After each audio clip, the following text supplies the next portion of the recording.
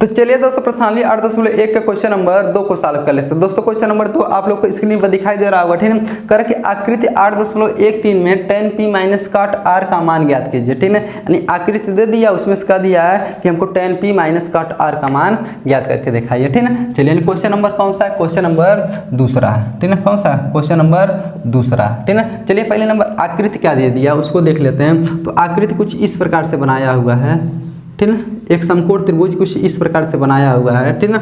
चलिए इसका नाम Q दे दिया, इसका नाम R दे दिया, इसका नाम P दे दिया, ठीक है। हाइट क्या दिया है कितना? 13 सेंटीमीटर है।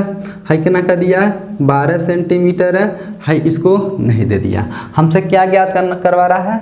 tan p माइनस काट r, tan p माइनस काट r क्या करना हमको ज्ञात करना, ठीक है। चलिए पहले नंबर इस त्रिभुज में कर्ण दिया है, लंब दिया, आधार नहीं दिया। तो पहले आधार ज्ञात कर लेते हैं। आधार को कैसे ज्ञात करेंगे?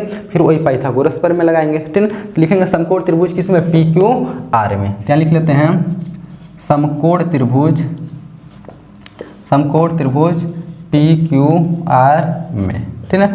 पाइथागोरस पर में से, पाइथागोरस, पाइथागोरस प्रमेय से। पाइथागोरस प्रमेय क्या कहता है? कहता है कि कर्ण का स्क्वायर बराबर लंब का स्क्वायर प्लस आधार का स्क्वायर। क्या कहता है? कर्ण का स्क्वायर बराबर लंब का स्क्वायर प्लस आधार का स्क्वायर। कर्ण कितना है? तो कर्ण कितना है? पी आर, पी आर कितना? या तो पी आर लिख लीजिए या तो 13 लिख लीजिए। चलिए 13 लिख लेते हैं। 13 का स्क्वायर बराबर लंब कितना दिया है? 12, तो 12 का स्क्वायर। आधार कितना दिया? आधार नहीं पता तो कितना? क्यू आर, क्यू आर का स्क्वायर कर लीजिए, ठीक है। 13 का वर्ग कितना होता है? 169, ठीक है। 12 का वर्ग कितना होता है? 144 प्लस कितना हो जाएगा?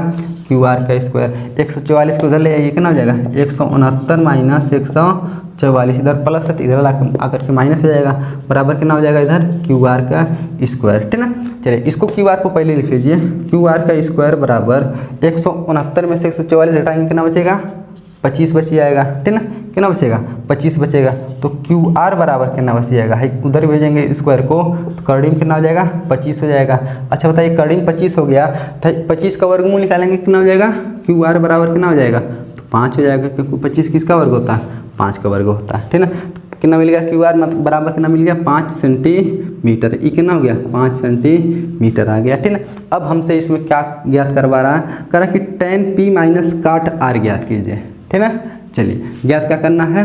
tan p माइनस काट r ज्ञात करना, ठीक है। चलिए tan, पहले नंबर tan p का मान निकाल लेते हैं, फिर काट r का निकाल लेते हैं, उसके बाद tan p में से काट r को घटा देंगे, या तो एक कम कर सकते हैं tan p माइनस काट r। चलिए एक कर देते हैं, tan p माइनस काट r ज्ञात करना है, ठीक है। चलिए ज्ञात कर लेते हैं। tan p मतलब थीटा कहाँ बन रहा है? p पे बन रहा है। थीटा कहाँ बन रहा है? p पे। जब थीटा p पे बनेगा मतलब तब भाई क्या हो जाएगा? लंब, यानी थीटा के सामने क्या हो जाएगा? लंब, आधार, कर्ण हो जाएगा। तो लंब यानी पहले नंबर tan थीटा का फार्मूला क्या होता है? तो tan थीटा का फार्मूला होता है कौन सी? लंब बटे आधार होता है। क्या होता है? लंब बटे आधार। tan थीटा का फार्मूला क्या होता है? लंब बटे आधार, ठीक है। चलिए हाइट क्या हो जाएगा? इसके सामने लंब, लंब कितना हो जा रहा है? 5, कितना हो जाएगा?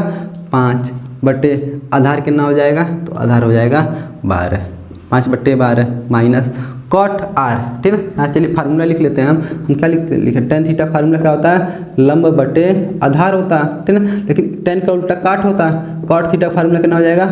आधार बटे लंब हो जाएगा। लेकिन आधार बटे लंब होगा तो सही बात है, लेकिन थीटा कहाँ बन गया? आर पे। थीटा कहाँ पर चले आया? आर पे चला आया। जब थीटा यहाँ आ जाएगा तो लंब वो कहाँ पहुँच जाएगा? लंब हाई हो जाएगा, आधार हाई हो जाएगा, कर्ण तो वही रहेगा, ठीक है। इसका मतलब काट आर बराबर फार्मूला क्या होता है? आधार बटे लंब। आधार क्या हो गया इसके लिए? हाई। लंब क्या हो गया? 12, यानी 5 बटे 12 कितना हो जाएगा? 5 बटे 12, ठीक है। चलिए देखिए tan p का मान भी कितना निकल गया? 5 बटे 12, और काट r का मान भी कितना निकल गया? 5 बटे 12। अब इसी को घटा लीजिए, 5 बटे 12 में से 5 बटे 12 घटाएंगे कितना होता है? हो जाएगा 0। ये हम लोग का क्या हो गया? आंसर हो गया, ठीक ना। तो देख लीजिए हम लोग का आंसर कितना आ गया? 0 आ गया, ठीक ना। तो दोस्तों आशा करते हैं क्वेश्चन नंबर 2 भी आप लोग को अच्छी तरीके से समझ में आया होगा।